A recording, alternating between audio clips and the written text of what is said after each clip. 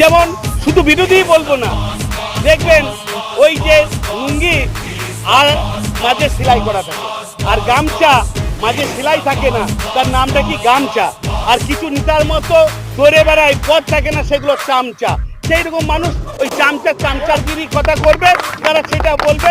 আর বিরোধী বলে আমাদের কিছু নেই। আমার বিধানসভা এই বীরভূম বিরোধী শূন্য, অর্থাৎ এখানে আর বিরোধীদের অস্তিত্ব নাই বলে আমরা সেই পথই আমরা অবলম্বন করবো। ওই যে কিছু মানুষ আছে যে দেখবেন ফেসবুকে আরে বিভিন্ন রকমের, তিনি যখন আমাদের এখানে এই মহাগুরুকে, যখন ওই আমাদের দলকে কুৎসা রটানোর জন্য, আমাদের মহাগুরুকে অ্যারেস্ট করার জন্য ওই কিছু মানুষ তখন ওই সিংহ ছবিটা, পুরো যে সিংহ সেই রকম ছবি ছেড়ে পোস্ট করছিলেন।